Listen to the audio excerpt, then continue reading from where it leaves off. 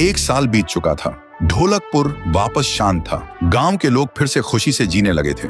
हर पूर्णिमा को लोग एक दिया जलाकर ठुन ठुन ठुन साहुर को याद करते थे। पर एक रात कुछ ऐसा हुआ जो फिर से सब कुछ बदल के रख दिया। लाशें फिर से मिलने लगी। हर 2 दिन बाद किसी न किसी के घर के सामने एक कटी हुई लाश पड़ी होती। गांव फिर से कांप उठा। एक दिन सब लोग महाराज के पास पहुंचते हैं और रो रो कर गांव की घटनाओं के बारे में बताते हैं। रात को महाराज 2 सेनापतियों से कहते हैं, जाओ और खोजो इस कांड के पीछे कौन है। लेकिन सुबह सिर्फ उनकी लाशें लौट कर आईं। एक का सिर था ही नहीं, दूसरे के पैर कट चुके थे। महाराज समझ गए कुछ तो लौट आया है, कुछ जो सिर्फ मौत का खेल खेल रहा है। और फिर कहते हैं, अब इस जंग का सामना मुझे ही करना होगा। उसी रात महाराज चुपके से गांव में आते हैं और एक पेड़ के पीछे खुद को छुपा लेते हैं। और ठीक रात के 2:30 बजे अचानक कहीं से धुआं छा जाता है और उस धुएं के अंदर से एक आवाज आती है,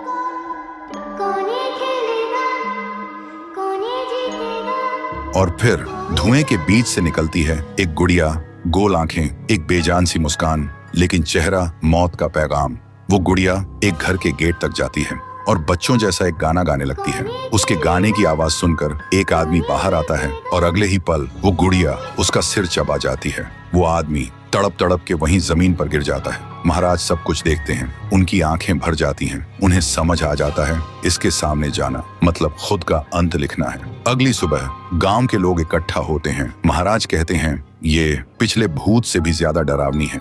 इसे सिर्फ वही हरा सकता है जो मौत को पहले ही हरा चुका है। और फिर एक पूर्णिमा की रात सब लोग दिया जलाकर पुकारते हैं, आप वापस आइए, आपके बिना ये गांव जिंदा तो है पर जीने जैसा नहीं। तभी एक आवाज गूंजती है, ठुंग ठुंग ठुंग ठुंग ठुंग ठुंग ठुंग ठुंग ठुंग साहुर। और उसी देह की आग से एक जलता हुआ पेड़ बनने लगता है और उसी पेड़ में से ठुन ठुन ठुन साहुर निकलता है। तभी फिर से वही धुआं छा जाता है और उसके साथ ही एक आवाज।